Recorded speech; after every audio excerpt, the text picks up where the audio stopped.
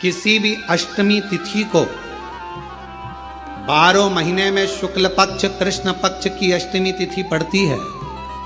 यदि किसी भी अष्टमी तिथि को अगर किसी ने नियम बनाया 5 अष्टमी का, 8 अष्टमी का, 7 अष्टमी का, एक कनेर का पुष्प शिवजी के शिवलिंग को समर्पित करना, अशोक सुंदरी के स्पर्श करना, और जो जलाधारी होती है, जैसे ये शिवलिंग है, ये जलाधारी है, तो पहले शिवलिंग पर स्पर्श, फिर अशोक सुंदरी का स्पर्श, फिर जलाधारी पर कनेर का पुष्प शिव जी की ओर मुख कर कर, अर्थात जैसे मानो ये कनेर का पुष्प है, तो ऐसा शिवलिंग का स्पर्श करते हुए जलाधारी पर जो समर्पित करता है, भगवान शंकर उसके मन की कामना को पूर्ण जरूर करते हैं। एक कनेर का से सुंदर जोड़ी थी शंकर और पार्वती की, सही है कि गलत है? कभी नहीं झगड़ते थे। इसलिए पृथ्वी पर ना तो लक्ष्मी जी के व्रत हैं, ना ब्रह्माणी के व्रत हैं, ना इंद्राणी के व्रत हैं। अगर पूरी पृथ्वी पर सबसे ज्यादा व्रत किसके हैं? माता पार्वती। तीज का व्रत किसका? पार्वती का। चतुर्थी का व्रत किसका? पार्वती का। चौथ का व्रत किसका? पार्वती का। छठ का व्रत किसका? पार्वती का। जितने व्रत है सब माता पार्वती। लक्ष्मी जी का कोई व्रत है क्या? अरे बोलो तो, ये आप लोग वो वैभव लक्ष्मी का व्रत करते हो, ये पुराना व्रत नहीं है, ये तो अभी अभी लोगों ने चालू कर दिया। ये लक्ष्मी, यहाँ कई लोग अमावस्या के दिन, दिवाली के दिन व्रत रख लेते हैं, हमारे शास्त्रों में उसका भी प्रमाण नहीं है। वो तो तुम लक्ष्मी के चक्कर में रख लेते हो कि दिन भर भूखी रहूंगी तो लक्ष्मी जल्दी आ जाएगी, नहीं तो ये हमारे शास्त्र में प्रमाण नहीं है लक्ष्मी जी के व्रत का। कहीं सरस्वती का व्रत है क्या? ब्रह्माणी का? अरे बोलो तो सर, बसंत पंचमी के दिन रखती हो कि सरस्वती का व्रत? नहीं, केवल एक व्रत माता पार्वती का। क्यों नहीं है? लक्ष्मी का व्रत इसलिए नहीं है क्योंकि माता लक्ष्मी भगवान नारायण को श्राप दी थी। जब लक्ष्मी जी श्रृंगार कर रही थी और इतने में भगवान विष्णु आ गए, और भगवान विष्णु ने लक्ष्मी जी का मुख देखा, देखकर हंस दिए। इतने में लक्ष्मी को क्रोध आ गया, हे नारायण, तुम मुझे देखकर हंसे हो घोड़े की तरह, इसलिए मैं तुम्हें श्राप देती हूं, तुम्हारा सिर कट जाए और तुम्हें घोड़े का मुख लग जाए। तो भगवान नारायण को घोड़े का मुंह लगा और नारायण का हयग्रीव अवतार हुआ। कौन सा अवतार? हयग्रीव। ये लक्ष्मी का श्राप नारायण को लगा था, इसलिए लक्ष्मी का कोई व्रत नहीं। ब्रह्माणी ने ब्रह्मा को श्राप दिया था पुष्कर राज की भूमि पर। जब पुष्कर राज की भूमि पर यज्ञ हो रहा था, ब्राह्मणों ने कहा, ब्रह्म देवता मुहूर्त निकल रहा है, जल्दी यज्ञ में बैठो। ब्रह्मा जी ने नारायणी से कहा, ब्रह्माणी से कहा, ब्रह्माणी जल्दी चलो, सरस्वती जल्दी चलो, यज्ञ में बैठना है। ब्रह्माणी ने कहा, भी आई तैयार होके। ब्रह्माणी तैयार होने में लगी रही, बहुत समय निकल गया, मुहूर्त निकलने लगा। ब्रह्मा जी से ब्राह्मणों ने कहा, ये मुहूर्त निकल रहा है। ब्रह्मा जी ने कहा, करे क्या? इतने में ब्राह्मणों ने कहा, तुम बताओ क्या करे? ब्रह्मा जी बोले, आपको जो करना है करो। ब्राह्मणों ने गाय को पकड़ कर ले आए और गौ माता को खड़ी कर कर गाय के सामने वेद ध्वनि करना प्रारंभ करा। जब वेद ध्वनि करी तो गाय के मुख से वेद माता गायत्री को प्रकट कर लिया। गायत्री को प्रकट करा, ब्रह्मा जी के पास में गठजोड़ा बांधकर बिठा दिया। जैसे बिठाया उसी समय पर ब्रह्माणी आ गई, और ब्रह्माणी ने आकर देखा, ब्रह्मदेव, तुमने मेरी जगह पर दूसरी नारी को बिठाया है, मैं तुम्हें श्राप देती हूं, तुम्हारे पृथ्वी पर कहीं मंदिर नहीं बनेंगे। ब्रह्माणी ने श्राप दे दिया।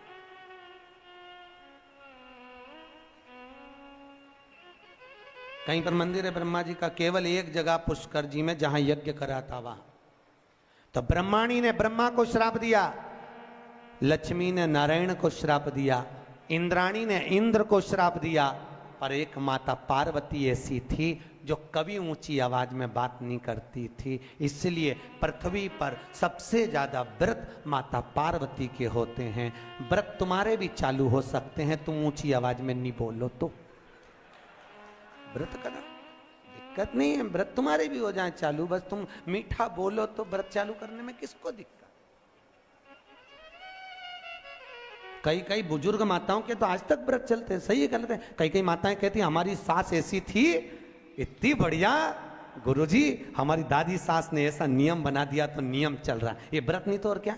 जो सास, दादी सास बना के चली गई, वो नियम आज तक चल रहा है। ये व्रत ही तो है, उन्होंने अच्छा करा इसलिए नियम चल रहा है। तुम भी कुछ अच्छा करो, खूब प्रेम से बोलो, मीठा बोलो, अच्छा बोलो, तो तुम्हारी बहुएं भी कहेंगी हमारी सास इतना जोरदार बोलती थी, इतना जोरदार, तो तुम्हारे व्रत चालू हो जाए। अब तुम जब भी बोलो तो चामुंडा और चंद्र घंटा की तरह बोलो, तो कौन व्रत करे? तुम कौन व्रत करे? मीठा, अच्छा बोलो, विद्वत्ता से परिपूर्ण बोलो, प्रखर। अब केवल एक मां, समय आया, श्री वेद व्यास जी ने वर्णन किया है शिव महापुराण का सुंदर लेख कानन। 24,000 श्लोक शिव महापुराण में है, 12 संहिता, 12 खंड है। देखो, भागवत की रचना वेदव्यास जी ने इसलिए करी कि वेदव्यास जी को अपने मन में आत्मा की शांति के लिए कुछ करना था, आत्म तृप्ति के, आत्मोद्धार के लिए। और जब आत्मोद्धार के लिए वेदव्यास जी ने श्रीमद् भागवत की रचना कर दी, उस रचना के बाद में जगत के लोगों को, जगत कल्याण के लिए, जिसको देखो कोई तन दुखी, कोई मन दुखी, कोई धन बिन रहत उदास, तुलसी या संसार में सुखी राम का दास। भगवान वेदव्यास जी ने देखा दुनिया के लोग बड़े दुखी हैं, कोई धन से दुखी है, कोई तन से दुखी है, कोई मन से दुखी है, तो वेदव्यास जी ने सोचा अब करा क्या जाए। तब वेदव्यास जी ने उसी समय शिव महापुराण की रचना कर दी, जगत के कल्याण में। जगत शिव महापुराण,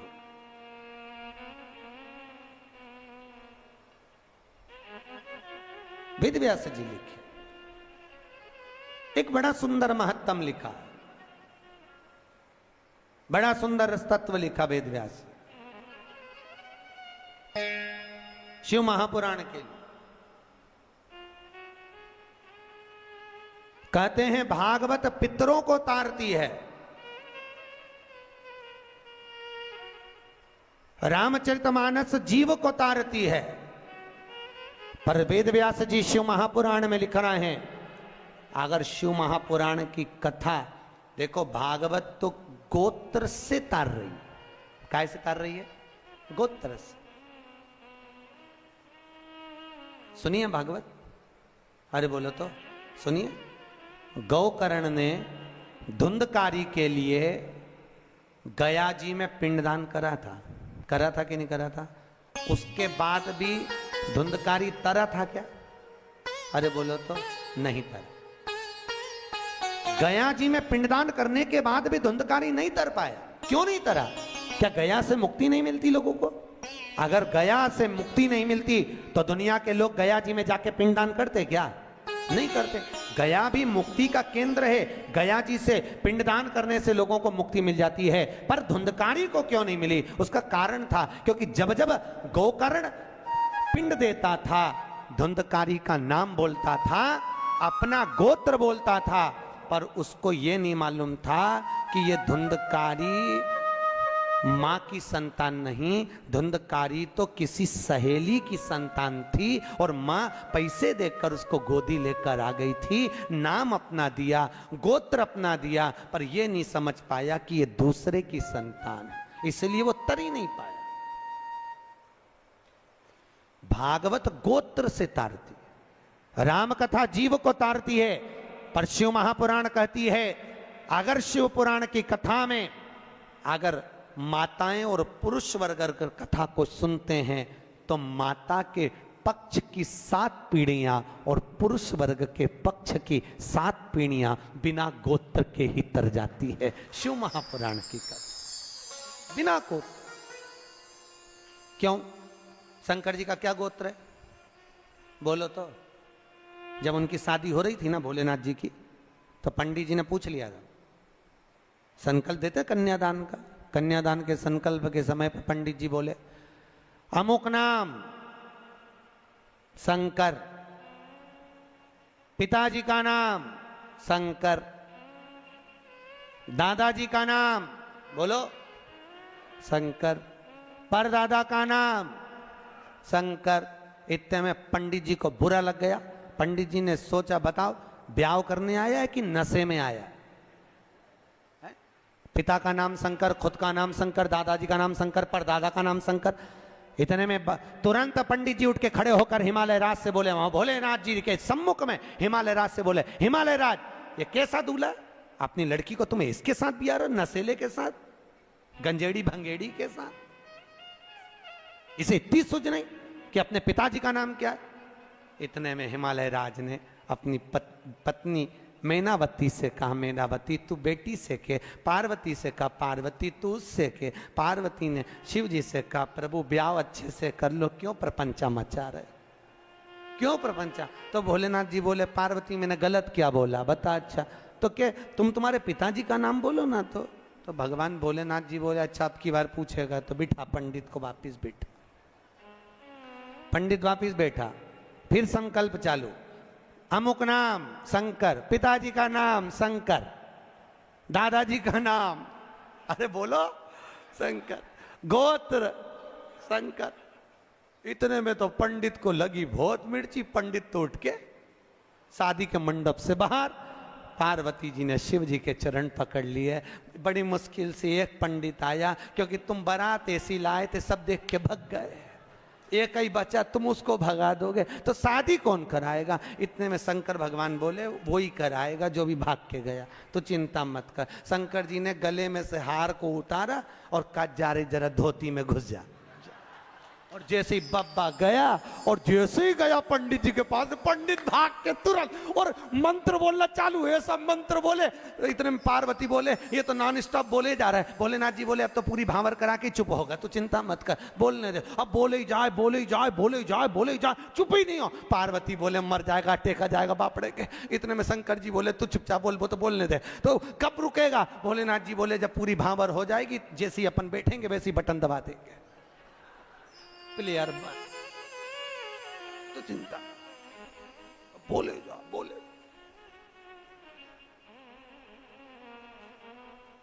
पार्वती बोली, अभी भी चुप नहीं हुआ। भोलेनाथ जी ने कहा, 7 भांवर हो गई, अब तो हार हार।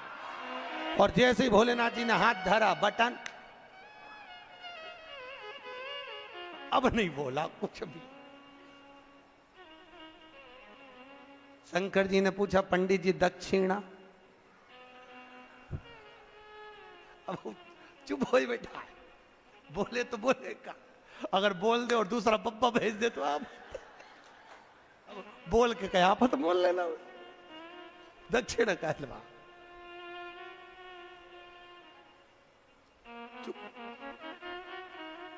पार्वती जी ने पंडित जी का तिलक करके पूछा, आपको क्या दूं?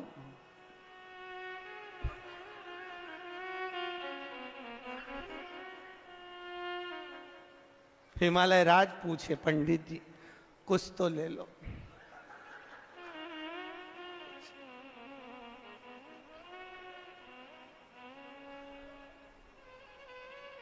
पीछे से ब्रह्मा जी ने कहा, तो आप पोथी उठा के,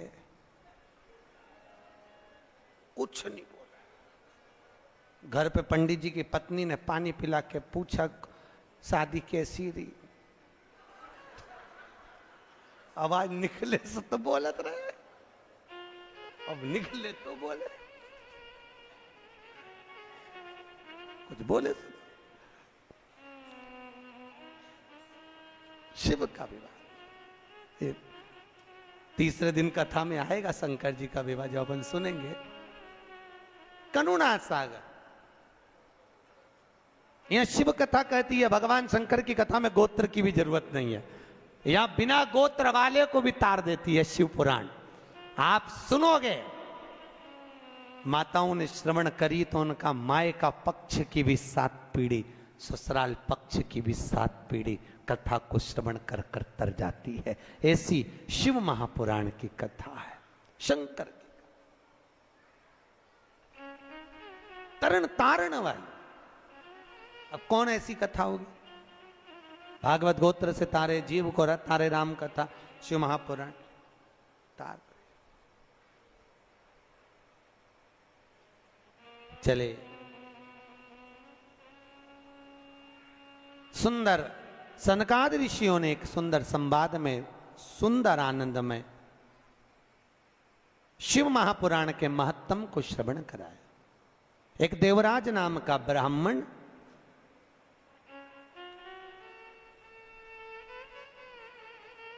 ब्राह्मण कर्म से वंचित रहा। देखो, हमारा जन्म जिस कुल में, जिस गोत्र में, जिस जगह पर हुआ है, हम उस वर्ण के अनुकूल रहे। ब्राह्मण का कर्म है शास्त्र पढ़ना, शास्त्र सुनाना। वैश्य का कर्म है धन एकत्रित करना। क्षत्रिय का कर्म है रक्षा करना। शूद्र का कर्म है इन तीनों वर्णों की सेवा। पर आज के जमाने में सब अपने अपने वर्ण से विभाजित हो। द्रौपदी के सम्मुख में एक प्रश्न आया था। द्रौपदी के सम्मुख में एक सामने एक प्रश्न आया था। अश्वत्थामा ने द्रौपदी के सोते हुए 5 पुत्रों का वध कर दिया। सुनिए कथा भागवत जी में। द्रौपदी के सोते हुए 5 पुत्रों का वध अश्वत्थामा ने करा था।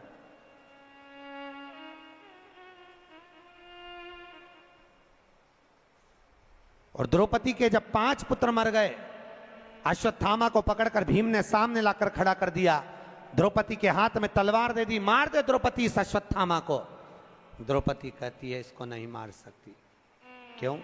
क्योंकि ये मेरे गुरु का पुत्र है, ये मेरे गुरु का पुत्र है। द्रौपदी, इसने तेरे बेटे को मारा, तू इसको मार दे।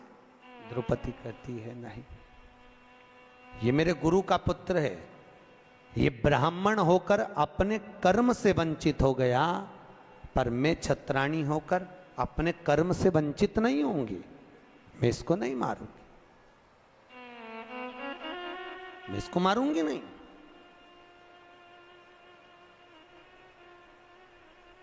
अरे इसने तेरे पुत्र को मारा, तू इसको मार दे। नहीं नहीं नहीं स्वामी, यह हमारी शास्त्र की रीति नहीं कहती कि कोई कुत्ता हमें काटे तो क्या हम कुत्ते को काट लें। ऐसा होता है क्या? अरे बोलो तो सही। पर घर में ऐसा ही होता है। सास ने कुछ बोला और बहू ने पलट के जवाब दिया, तो ये तो वही बात हो गई कि कुत्ता तुम्हें काटा तो तुम कुत्ता काट गई। बात तो यही है भैया। शिव महापुराण की कथा कर रही है। सास कुछ बोले, पिता कुछ बोले, बहू और बच्चों को चाहिए कि पलट कर जवाब ना दे, ना जवाब दीजिए। कई लोग कहते हैं हमारी सास हमें बहुत गाली देती है, महाराज हमारी सास बहुत अपशब्द बोलती है। बोलने दो,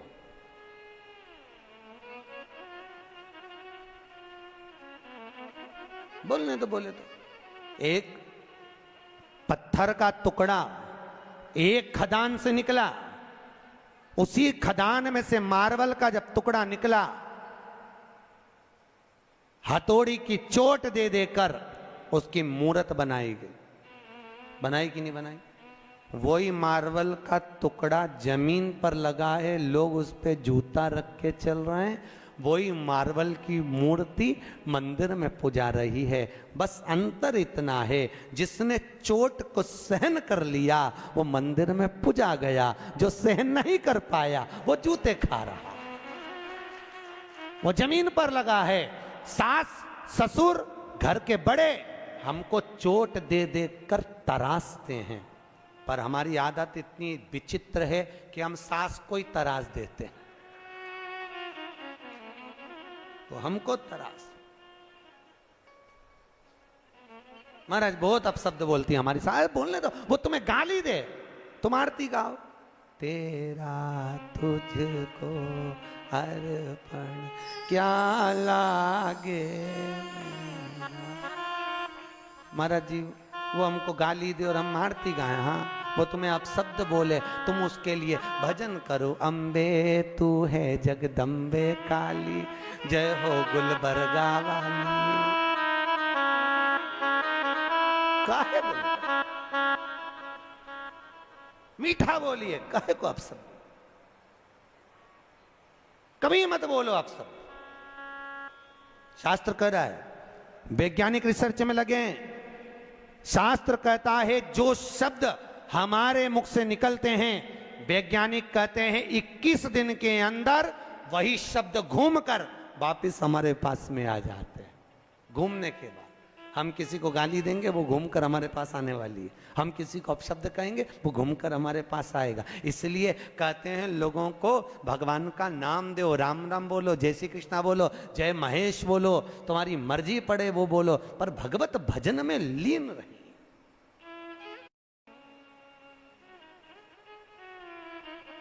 भगवत भजन में एक जगह शिव महापुराण की कथा करने गए थे।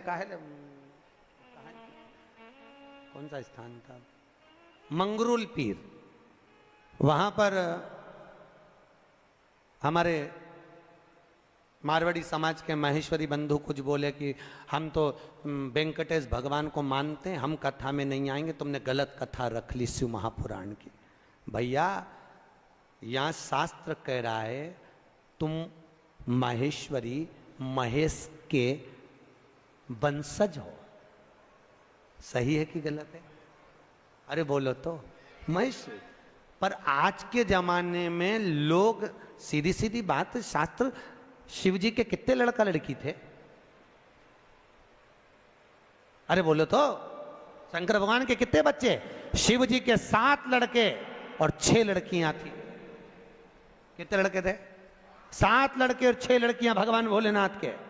उन 7 लड़कों में से भगवान शिव के 5वें नंबर के लड़के से महेश्वरी वंश का उत्पत्ति हुई है, तब जाकर तुम महेश्वरी कहला। और तो लोग कहते हैं हम तो भैया नारायण वाले, हम शंकर जी का प्रसाद नहीं लेंगे, हम शिव के मंदिर नहीं जाते। अरे भैया क्यों लजाते हो? भगवान महेश के वंशज हो।